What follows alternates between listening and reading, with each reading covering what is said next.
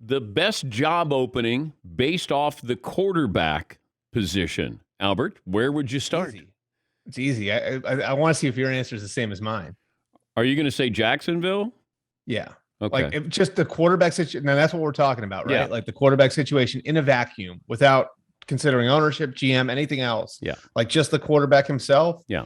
You've got, I think, a guy who's still a generational prospect. Now, there are people in the NFL that don't think as highly of him as they did a year ago. And there's some stuff that's shown up. I think, when you look at where Trevor is after a year, does he process as fast? Does he see it as fast as you thought he might have coming out of Clemson? But the talent is still undeniable. And you've got 3 years left on his rookie contract, which means you're going to be playing from ahead for the next 3 years. So, yeah, I mean, I think it's a pretty easy number one. The Jaguars are the one. All right. Who's number two? So I got the list in front of me. I mean, maybe Chicago. It depends on what you think of Justin Fields. There's less of a consensus on Justin Fields than there was on Trevor Lawrence. So maybe Chicago.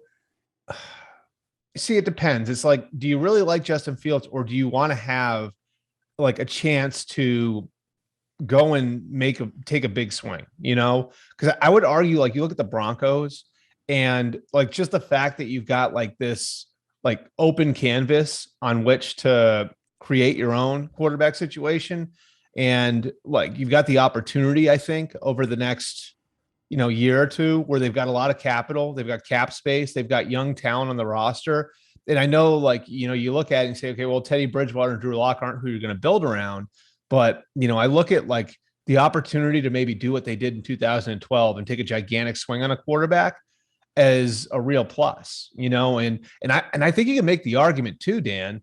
They have a lot of the same things going for them that they had in 12. Like when they had the young receivers in 12 and Decker and Demaryius Thomas, right now they got Jerry Jeudy, KJ Hamler, Cortland Sutton, and Tim Patrick.